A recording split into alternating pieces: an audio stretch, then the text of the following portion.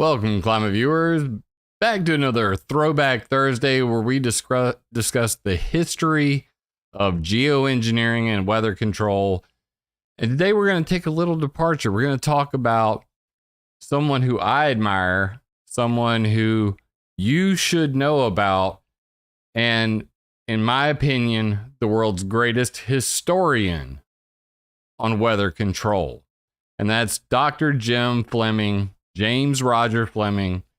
I want to discuss everything about him, why I admire him, how I got my inspiration from him. Hell, my logo on weathermodificationhistory.com was inspired by him. So we're going to dig into all that. For those who are watching somewhere else, if you're watching on BitChute, Rumble, Odyssey, anywhere else, come over to YouTube and hit the subscribe button there, elsewhere, all the things, all same time. You can find all those things on connect.climateviewer.com and support the channel. Greatly appreciate it. For those who don't know, I was on, quite frankly, last night. Real quick. I see Elizabeth's in chat. Loved you on Frank last night. I loved me on Frank last night, and I love me some Frank. Thank you, Elizabeth, for tuning into that. But we discussed shadow banning, the grand solar minimum, a little bit of pollution, hurricane control, a little bit of this, a little bit of that. Rat-a-tat-tat. You got to check it out. If you're not subscribed to, quite frankly, I don't know, quite frankly, why you have not. So go to quitefrankly.tv and do that now. Subscribe on all his things. Tell him Jim sent you. But that being said, we're going to get right into Dr. Fleming. Who is he and why is he so damn important?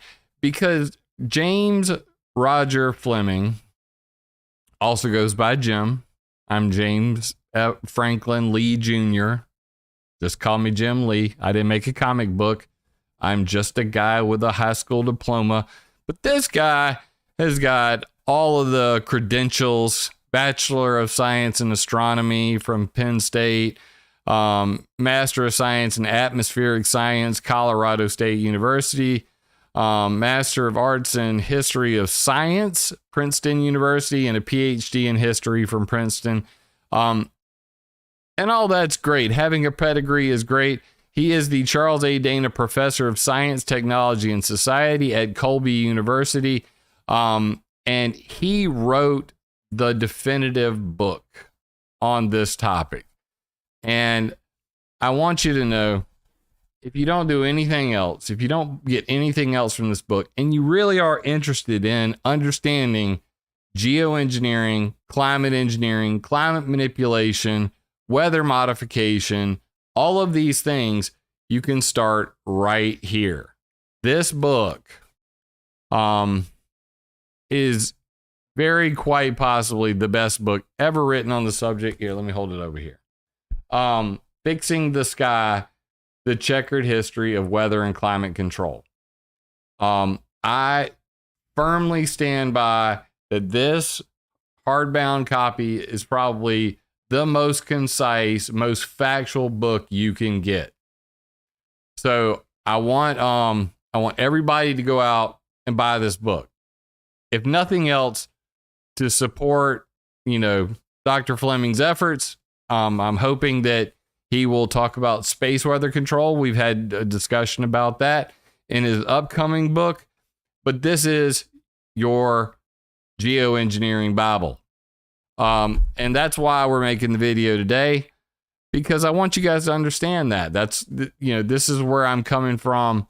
I'm doing awesome, Poopy. I mean, Isaac. You changed your name on thing. Isaac plays Call of Duty with me and my wife and I. And hey, what's up, Chinook? Vince, Big Vince in the house. What's up, Vince? Quite frankly, we're talking about weather control today, and those who talk about the history of it. His book is available on Amazon.com. Fixing the Sky, the Checkered History of Weather and Climate Control. It's only $22 $23 for a hardcover, $25 for a paperback. Go figure.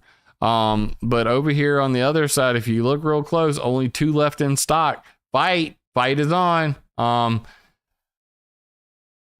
Show the book closer and hold it still, please.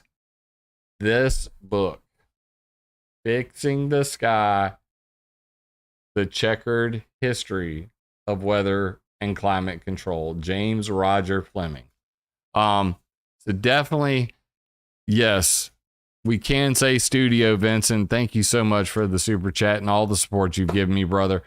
Studio's coming along great. Going to be making way more videos, way more often, and going to be on Frank's show, hopefully once a month, coming up here very shortly.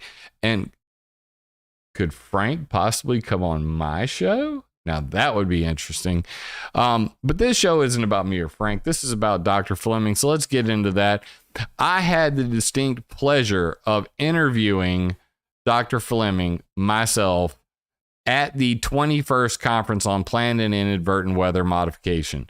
And I brought a book with me, a binder full of all my facts and everything that I had gathered together in weathermodificationhistory.com and all of that, and got to discuss this with Dr. Fleming, as you can see here. And we had a pretty lengthy conversation. You got 23 minutes here. Link is already in the details.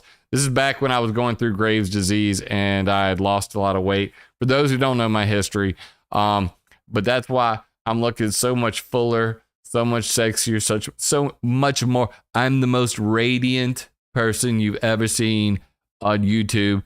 I mean, for a 45-year-old guy, you'd think I was 14. I'm positively effing glowing.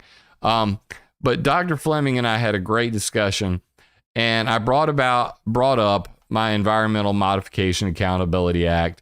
Was part of the reason I was there, was to bring this to the attention of people at the Weather Modification Conference. And in so doing that, I got to speak with Dr. Fleming on the subject, and this is exactly what he had to say. I think there's a real important role you can play in this. He was talking about me. There was a movement to ban atmospheric nuclear testing after Starfish Prime. For those who don't know, this was an upper atmospheric nuclear explosion happening in space. It was a real big freaking deal. Part of it was the run up to the fallout plumes, the limited test ban treaty, and that was stimulated very much after 1962. I think the ban was in 1963. And so there was public outcry and the strum of war, and men got involved. Very prominent people agreed that we were doing things beyond our ken.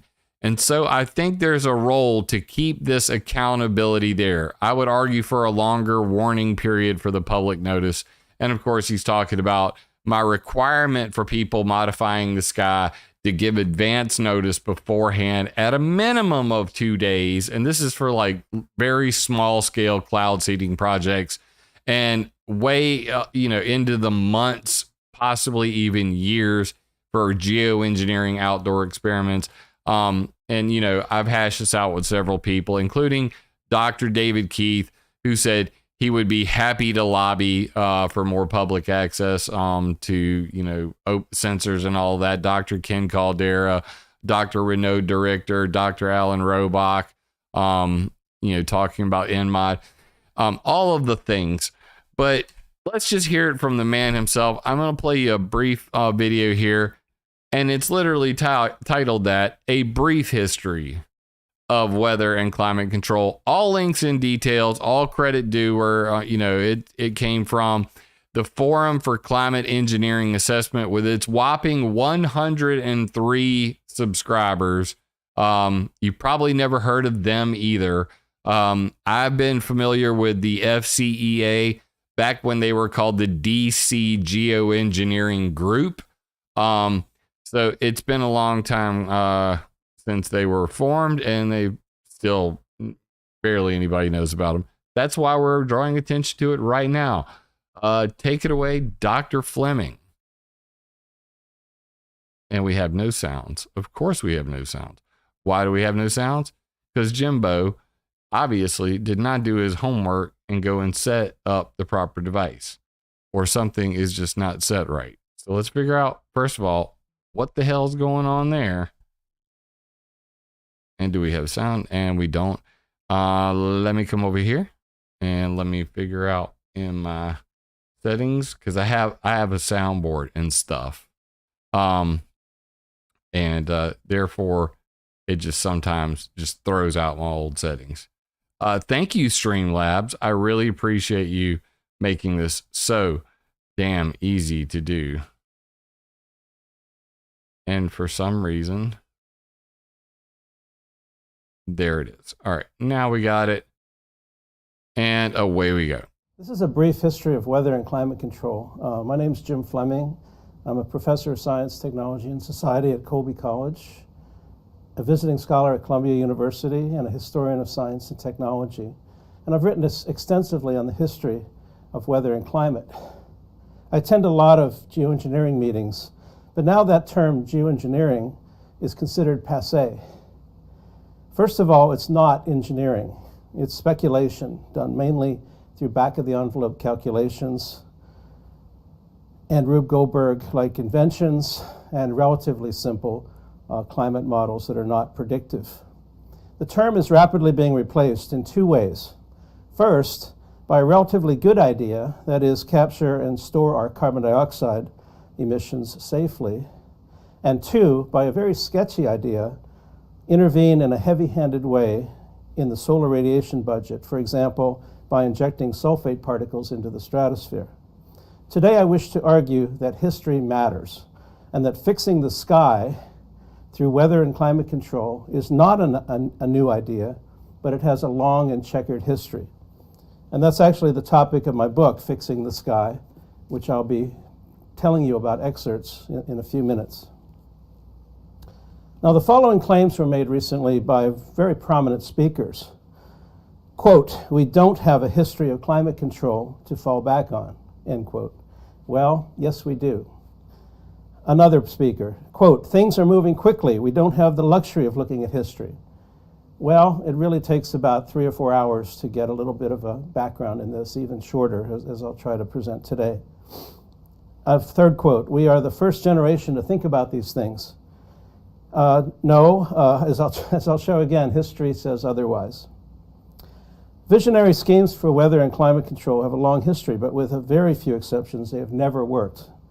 Would-be climate engineers and policymakers need to take this into account.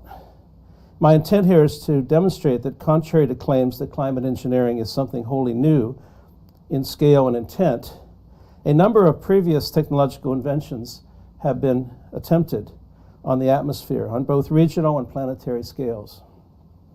By and large, they did not have their desired effects. On the physical environment, they outpaced their original technical requirements, and they gave rise to complicated political, social, and economic issues. That is, technological fixes usually have unintended consequences. I would like to address. And I'd like to point that out. That's really, the big issue that I keep going back on is the unintended consequences. As Dr. Fleming's pointed out, for the longest time, they've made so many claims. Well, we really don't have a precedent for this. Yes, we've been modifying the weather since the 1800s. Well, we don't know what's going to happen, but we should do it because the benefits outweigh the risks. We don't know that. Hell, we don't even know what all the risks are. We're all going to have sun deficiency syndrome if they're allowed to go along with this narrative. And I think that Dr. Fleming, brings credibility, whereas, someone like me, I may know everything there is to know about the topic. I certainly don't claim to know as much as Dr. Fleming knows. But at the same time, I'm one of the people who's engaging the public in the facts, trying to learn as much of those facts as possible and bring it to you in the most concise form possible. And hopefully inject some humor and some positivity into this very dire world of fear porn regarding weather control. Because yes, I don't agree with weather controllers. Yes, I would like to ban all weather modification. Yes, I certainly insist that geoengineering proposals that block sunlight be banned outright because of the dangers to my children. I have two daughters, 12 and 5 years old. The future of humanity rides on this. So this is, and I cannot underscore that enough. So I look up to this gentleman. I hope that you guys will show him some respect, show him some love, tell him I sent you, buy his book, learn the history, but let's not interrupt him anymore. I also have to interrupt him, or YouTube might decide to screw me up. I'm not using this microphone, throwing it away. The claim that weather modification has little to teach us about climate control. Weather control and climate control are intimately related, in fact. Weather and climate are on a continuum of scales, so any intervention in the Earth's radiation or heat budget, such as managing solar radiation, would affect the hydrologic cycle and the general circulation, thus rainfall and upper-level wind patterns, including the location of the jet stream and storm tracks. So intervening in the climate would be an intervention in weather systems. The weather itself would be changed by such manipulation. Conversely, intervening in severe storms by changing their intensity or their tracks, or modifying the weather on a large scale, such as a region or a continent or an ocean, would obviously affect cloudiness, temperature, precipitation, with major consequences for monsoonal flows and ultimately the general circulation.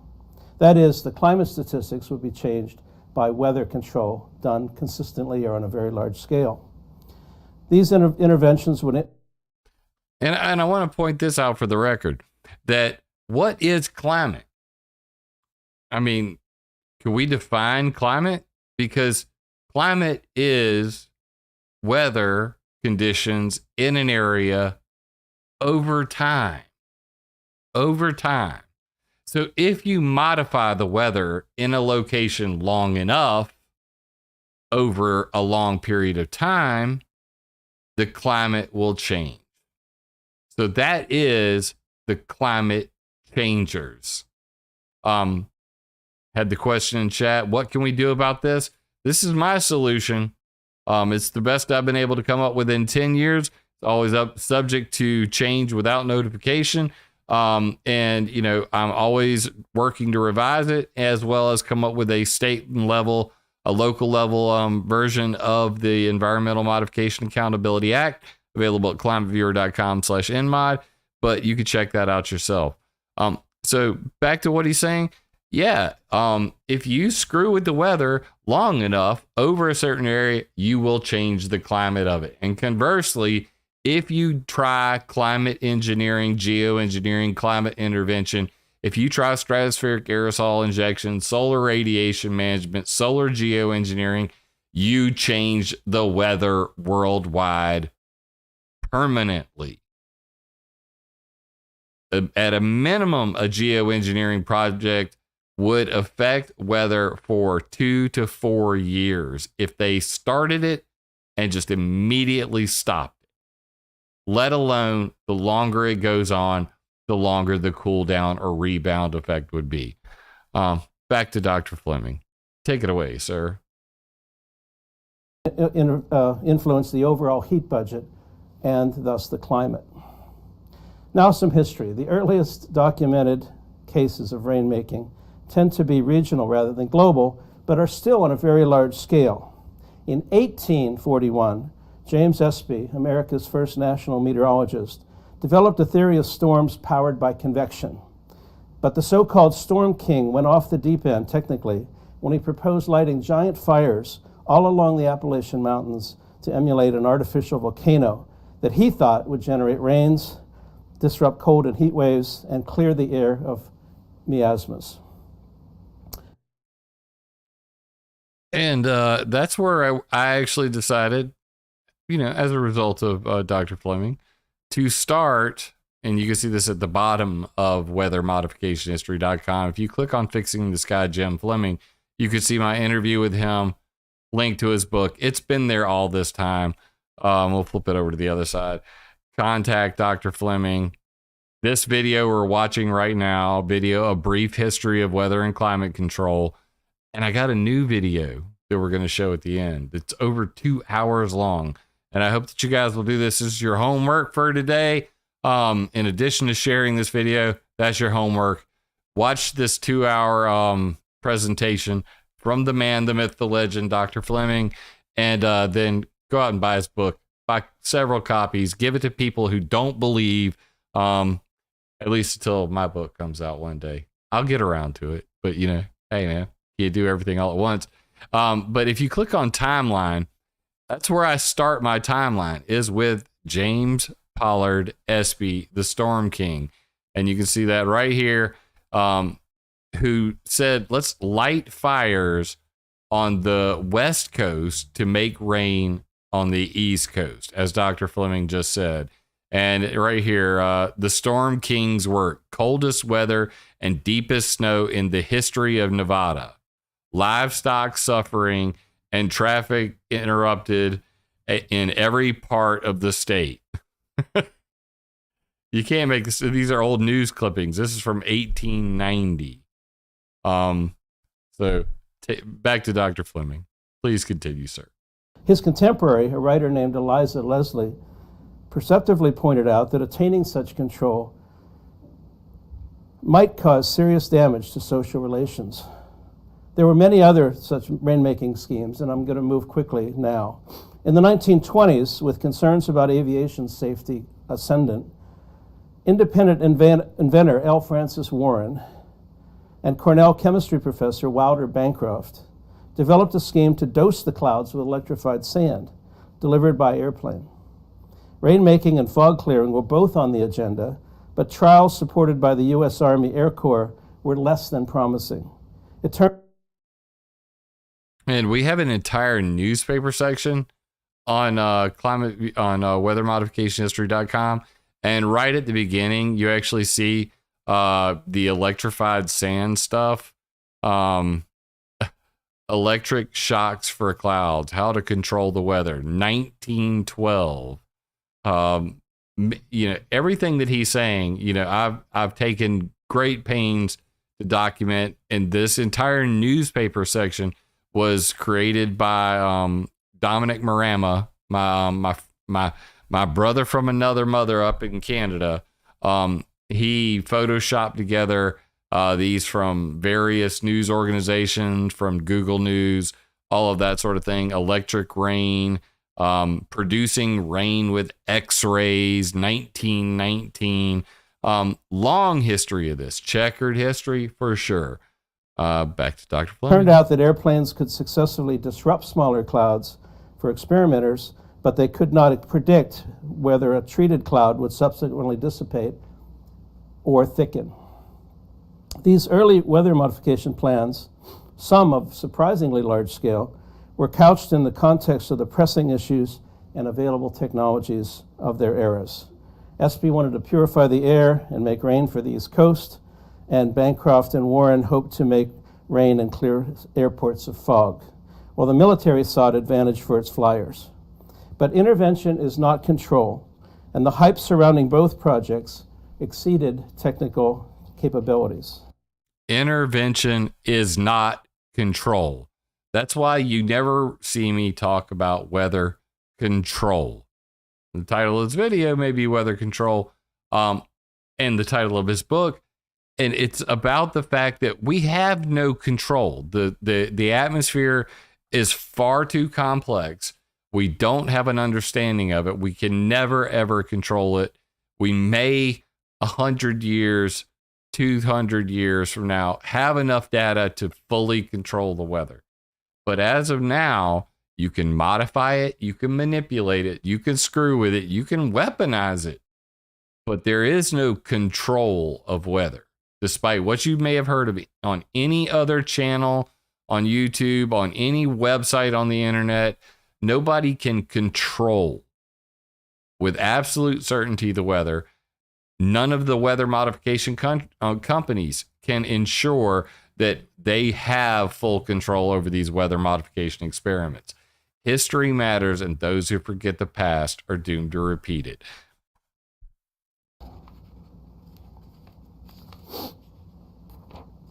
Prospects for larger scale, even planetary intervention in the climate system arrived after 1945, with the dawn of several transformative technologies, namely nuclear weapons, digital computing, chemical cloud seeding, and access to space.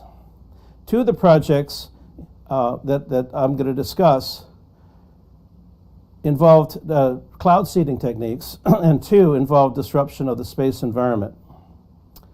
In 1947, scientists at the General Electric Corporation developed methods for seeding clouds with dry ice and silver iodide, and they sparked a race for commercial applications and military control of the clouds.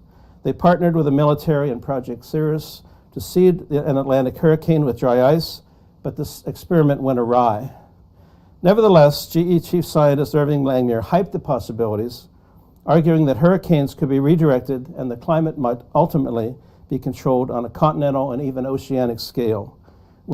So he just mentioned Lieutenant Atombaum. I greatly appreciate your support, brother, man.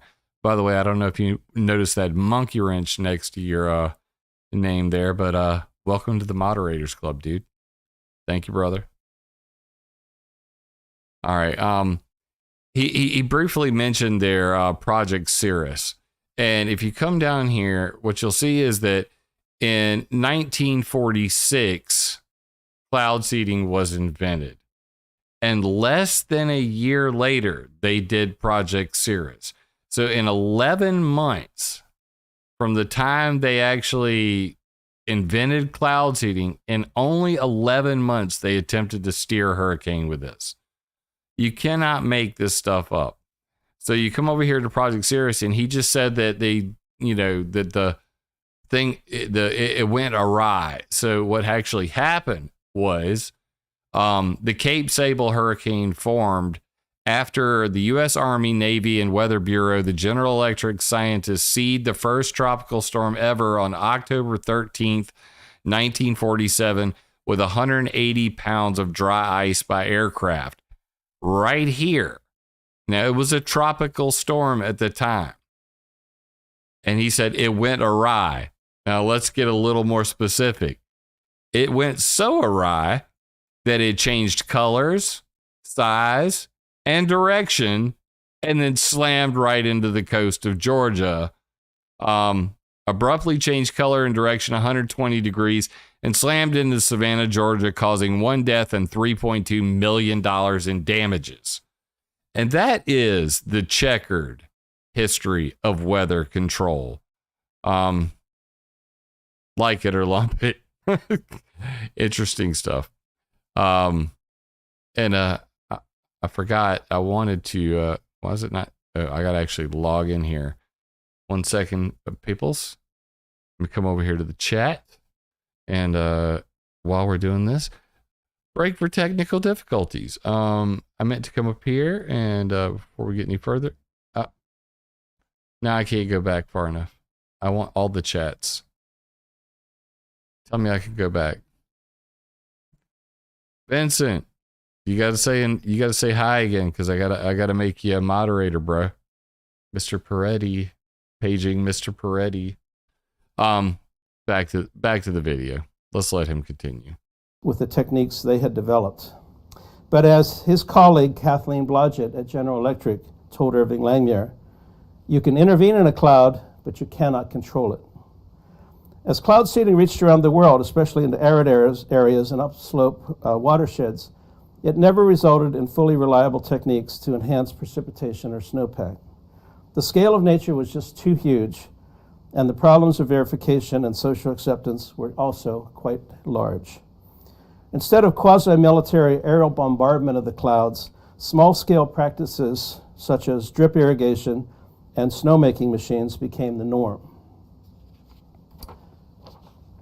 Between 1966 and 1974, massive and surreptitious seeding of the Southeast Asian monsoon during the Vietnam War resulted in literal measurable rain, but in a diplomatic nightmare for the United States when the Soviet Union brought the issue of environmental warfare to the attention of the United Nations.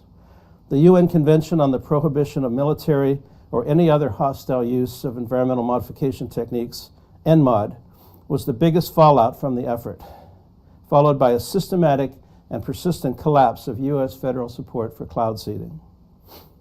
Now on to some nuclear issues.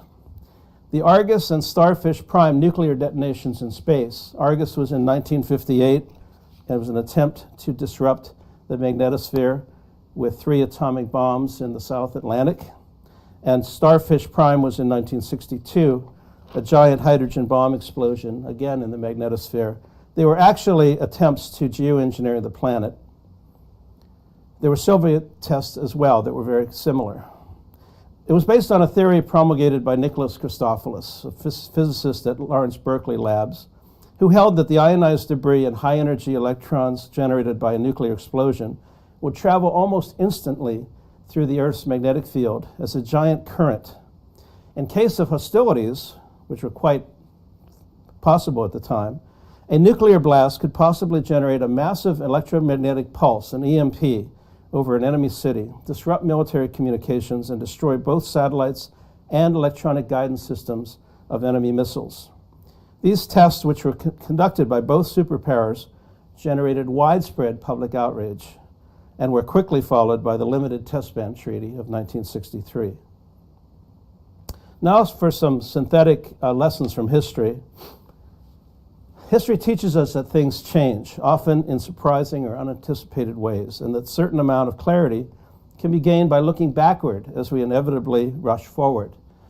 I'm an expert in history. I think we're all amateurs in the future, but history provides some perspective. Schemes aimed at attempted control of weather and climate, often framed as responses to critical problems of the day, such as water shortages, military exigencies, and Cold War dominance, have fallen short of their goals many times in the past. The checkered history of this field provides valuable perspectives and a cautionary warning on what might otherwise be seen today as completely unprecedented climate challenges. Contemporary engineers err if they ignore their own history. Would-be climate engineers are strongly motivated today by fears of future global warming, but within recent memory, this landscape too has been changing. The past decade and a half of surface temperature measurements seem to indicate the estimated sensitivity of the climate to increasing greenhouse gases is somewhat less than models have projected, temporarily reducing some of the short-term angst. Additionally, there is strong technical resistance, or at least caution, from the faculty of mainstream atmospheric science departments who tend to be quite skeptical of simple climate engineering schemes. Increasingly, historians, philosophers, and other humanists and social scientists are getting beyond back-of-the-envelope technicalities and are taking a critical look at complex issues related to the history, ethics, and governance of global climate control issues. Even the neologism geoengineering is in the process of being abandoned, since it's not really engineering in any traditional sense, as is the phrase solar radiation management, since there are too many unknowns to really consider it a form of management. Intervention into weather and climate systems does not result in control over them. Instead, it has given rise to unexpectedly complicated social issues. In Vietnam, in the Cold War, and today it's still quite a tangled social conversation. We should base our decision-making not only on technical expertise and what we think we can do now and in the near future. Rather, our knowledge must be shaped and tempered by what we have and have not done in the past. Such are the grounds for making informed decisions and avoiding the pitfalls of rushing forward, claiming we know how to control weather and climate. History matters. It matters a lot. After all, today's science is tomorrow's history of science. Let's try to avoid contributing to a checkered history. Thank you very much. And that's why James Rodger Fleming, Jim Fleming, the man, the myth, the legend, big hero of mine. I hope that you guys will check out, go over to the FCEA's YouTube page, leave a comment. You can see that I left a comment 4 years ago, right here. Oh Lord, too big. I just interviewed James Fleming. Woohoo! Link to the video, and bravo. This is before 8 years ago. Obviously, I've known about this for a long time. Brief pause. Big ups to Fred Pinard. I'm proud of you, brother, man. Getting off the sauce, the fire water. That's a tough one. For me, I grew up with an abusive family, and I turned to alcohol when I was 14 years old, and between the ages of 14 and 18, I drank enough alcohol for a lifetime. I became a regular he-whore. And I guess that's all I'm going to say about that. But I want you to know that getting off of alcohol was a life changer for me. Of course, I smoked weed for the next 20 years. But I quit that too, because at the end of the day, I realized that I really need to, be in touch with the real me. And, I'm not knocking anybody that, smokes weed, obviously, because there's a part of me that misses it every single day. But at the same time, it was making me paranoid. And I don't need that. I don't need any more paranoia in my life. I want to be positive. I don't want to be a pessimist anymore. I don't want to feel sorry or like a victim. And this is my way of empowering myself. And I hope to empower other people, through what I do. And I'm very proud of you, brother, man. We got a long history, Fred. I remember you from, years back. Fred's been following the channel. So everybody give him a big congratulations. But as you can see here, the video I just showed you, I literally commented on 8 years ago. And then I followed up when I finally got to interview Dr. Fleming 4 years later, which was 4 years ago. So, this is a big deal for me. But just recently, Nikki Florio, I believe it was, from BeHeroic.com, BEE. She's out there saving the bees. She's also a friend, was also at this same conference, the weather modification conference I attended. She was there. She sent me this, and I had not seen this. I can honestly say, I've seen damn near everything. And I was surprised to find that in August of 2013, Dr. James Rodger Fleming gave an entire 2-hour presentation at the Woodrow Wilson Center on fixing the sky, the checkered history of weather and climate control. So link is in the details. This is your homework. I want you guys to all go over there and watch that. Like I said, links in the details. Sit back, relax, learn from the man, the myth, the legend, Jim Fleming. And then if you want to know the rest of the story, come over here and pick up this book, Fixing the Sky, the Checkered History of Weather and Climate Control. This is your geoengineering Bible. This is how you arm yourself to the teeth. And everything else, you can come over to weathermodificationhistory.com. And what you're going to notice is that weather modification history and this book have something very much in common, and that is our logo. So now the question becomes, where did this logo come from? Did it come from Dr. Fleming? Did it come from weather modification history? Well, guess what? We both got it from the same place, and it is in our newspaper vault, as you can see right here. In 1954, Collier's Magazine, May 28th, 1954, Weather Made to Order by Navy Captain H.T. Orville. Ike's advisor reports man's progress in weather control. How many people knew that? How many people even knew that? I mean, seriously, that this book right here, this logo, and this logo, and this website right here We all share this logo for a reason because it's so symbolic. Man with his hand on the joystick, working the levers of the machine to control things beyond his power. It's such a powerful image. Dr. Fleming actually reached out to me. He's like, are you at least going to give me credit on your website for using my logo?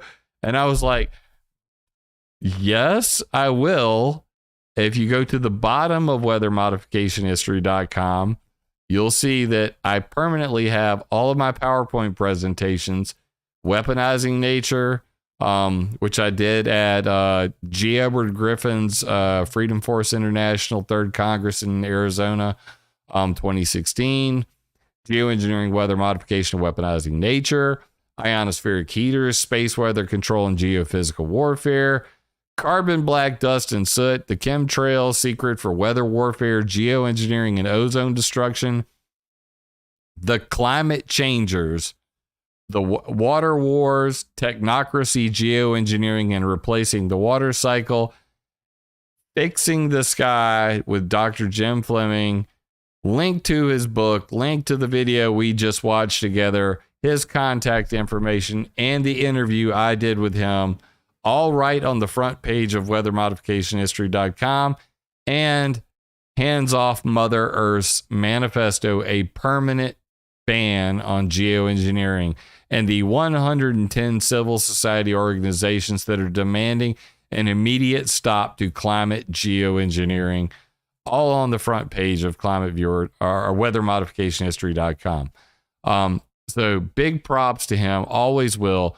But this is where this, most important logo graphic ever came from. And interestingly enough, if you look up James Rodger Fleming, and I'll do that real quick, James Rodger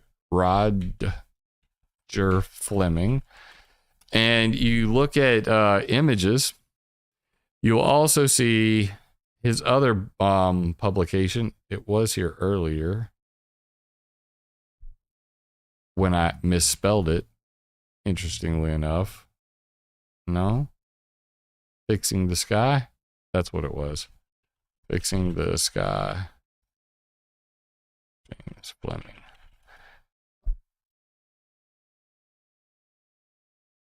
Or did I just put in Fixing the Sky? Now, see, now I'm having trouble even finding it. Isn't that a shame? This picture. This is another one that, he had put out an article about, and I don't know if I'll be able to find it in short enough time. But basically, I use this image from another thing, men trying to play guide and control the weather. And I use that on my old website. I chopped it up and everything because I like the idea of the scientist shooting his ray gun at the sun. And on my old website, when I was still on resonated.com, it's now r3zn8d.wordpress.com. You can see where I use that here with the ray gun shooting at the sun, making clouds and all of that. My Anon mask with the samurai helmet and the gas mask, Fukushima and the chemtrails coming out right here, all in one. Well, guess what? That's still available on climateviewer.com/geoengineering in a modified format right there. And that also comes from Dr. Fleming. So lots of things inspired by the man, the myth, the legend, Jim Fleming. So this is my love letter to you, Dr. Fleming. I will email you a copy of this video. I hope that you approve of me, just talking about you, showing everybody the artwork. I did not do that artwork. I did do that artwork right there on the screen. This artwork, because I photoshopped and cut out the dude, turned him around and everything and all of that. I did this one where, it's the whole Fukushima thing and all that. It didn't used to say with Jim Lee because I was just resonated. I didn't want anybody to know who the hell I was. But there came a time and place where I needed to actually put my name on all the things, because guess what? It's way easier to kill Resonated, the dude who nobody's ever heard of, who does not have a name, address, or anything, than it is to kill James Franklin Lee Jr., who lives in Sumter, South Carolina, who everybody in town knows, all the police know, all that good stuff. Wow. I'm going to say Han, John, Eric, Winyas. Thank you very much. I greatly appreciate the donation. Thank you for the super chat. So yes, check out his book. Get this book, Fixing the Sky, The Checkered History of Weather and Climate Control, and do your homework. Watch this video, his presentation at the Woodrow Wilson Center, and really get into the history. Come to weathermodificationhistory.com. Read it.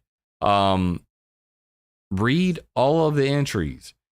See what I'm missing. What I need to do now is actually go back through Dr. Fleming's book, now that the website is fully completed, and every single thing that he mentions in the book, now work that into the timeline. And I'm sure that will lead to other entries in the timeline, because this is an ongoing process. It's a marathon, not a sprint. So I will always be adding new content, especially once I get the studio done outside and I'm not going to be, in here with my children and my wife. I'll be able to broadcast more frequently. I'll be able to work on the websites. Right now, ClimateViewer.com is getting a makeover. ClimateViewer.org, which is the map ClimateViewer 3D, getting completely recoded. All new sensors, all new satellite image feeds, earthquakes, fires, and radars. Oh my. So I have tons and tons of work to do. I'm constantly working on something.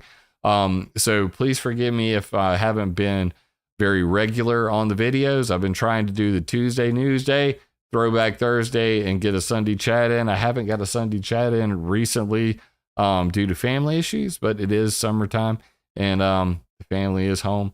So we got to take advantage of that. Plus, the studio will not only be hurricane and tornado proof, it's literally practically bulletproof at this point. And that's all I'm going to say about that. You would need the jaws of life and some depleted uranium shells to get in that son of a bitch. But that's all we're going to say about that. Thank you everybody for tuning in. Jim Fleming, check out all of his stuff. Links in the details. Please share the video. If you're on BitChute, Rumble, Odyssey, subscribe there, but please come over to YouTube also. Subscribe here, share the video, download the video. It is Creative Commons. It is open source for a reason, because we're here to spread the truth as far and as wide as possible, despite the shadow banning. Check out the interview I did on, quite frankly, about that shadow banning. And they're trying to ban me on all the things. In fact, so much that I made this image, and within the time I made this image, in less than a month, they deleted my Discord chat because I dared mention Brandon and mandates in the same video. So Discord deleted my account and deleted my chat, and YouTube put me in a timeout for a week over medical misinformation. So yes, it is very tough to continue to talk about these topics on here. But we're going to press on, and thank you. I love the red shirt too. My wife says this is my sexy shirt. And I realize that I wear way too much gray. Like my kids are now picking on me, calling me the gray man, because everything I own is either black, white, or gray. So I'm going to try. I dressed up for Dr. Fleming today. I put one of my collared shirts on just because the man deserves respect. And this is how you show a little bit of respect. Put a collar on, tilt your head back. Let's finish the cup. Black Koi, great show last night on Quite Frankly. That was a great show. I thoroughly enjoyed it. We had a great time. I always have a great time with Frank. And we talk often, way more often than you guys get to see. I actually fix his streaming PC. I fix his home laptop. I secure them, keep the hackers out so that Frank can continue to do what he does. And Frank is one of my favorite people. So quitefrankly.tv, go to Quite Frankly on YouTube and look up the interview I just did. Link is in the details as well. And please continue to support my work by sharing this video, because sharing is caring. And we had one little incident in chat, and I want to briefly discuss it. Talking about killing them before they kill us is not helpful to our cause. It's not helpful for us to make a change. That Beastie Boys reference. Y'all always, man, my chat knows what I'm doing. That it's not helpful. Okay. And that's why I end every video by saying attack ideas, not people.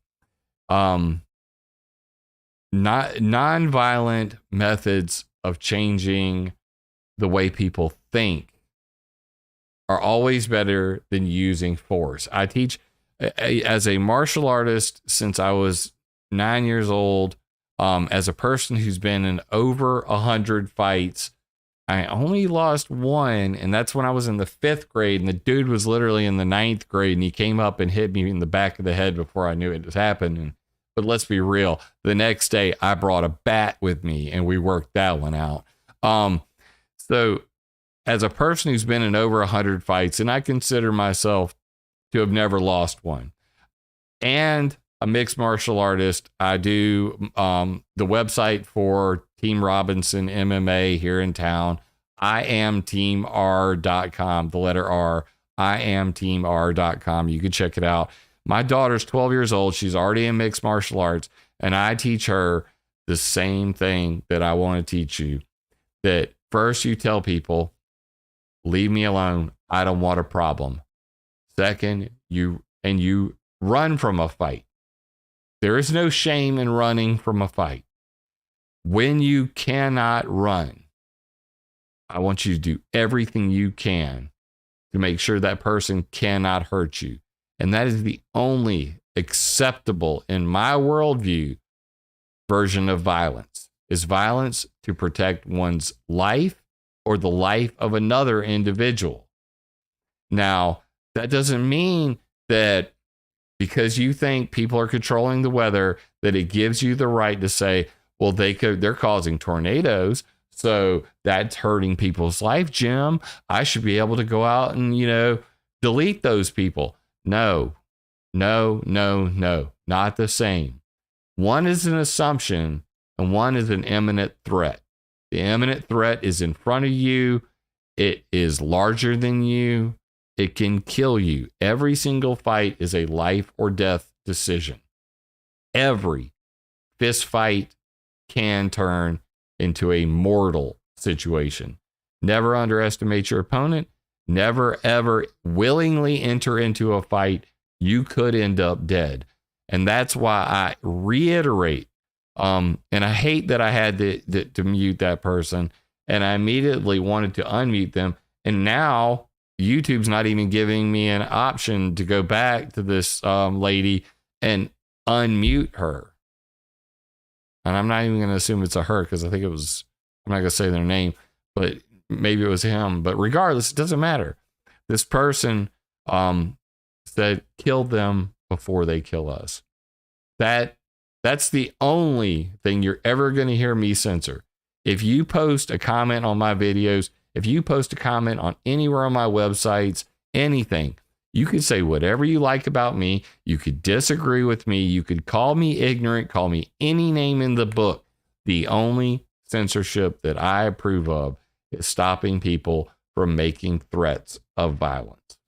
because that is the antithesis of what we're trying to do here. We're trying to educate people on these topics so they can use the information to change minds. I want you to be the mind controller, to take your control back by being educated. That's why there are Jim Flemings in the world. That's why we have a weathermodificationhistory.com. That's why I created ClimateViewer.com, made 660 maps on ClimateViewer.org, so that you are armed to the teeth, just like I was with the mixed martial arts, just like I was with all the combat, stuff that I studied, katanas, kali sticks, freaking you name it, I've studied it. You need to be a mental ninja when it comes to these topics, so that you can approach the sign of true wisdom is to be able to speak to any individual on their level and be understood. Whether it's a PhD or a guy with a 6th grade education who's 40, plus years old, that if you can speak to them about these very complex topics and they understand you, and then you can go take it a step further and go, this is why it's important. This is how it impacts your life. And this is why you should care about this topic. That's how we win. Not with threats of violence, not with violence. Attack ideas, not people. And I'm pretty sure Jim Fleming would agree with me on that. Catch you on the next one, guys. Love you, mean it. Video resonates with you, leave me a comment because I love hearing from y'all. First time here, be sure to subscribe and click the bell. Yeah! Remember, it would be impossible for me to do this without your support, so please join my Patreon or buy me a coffee on PayPal. And always, attack ideas, not people.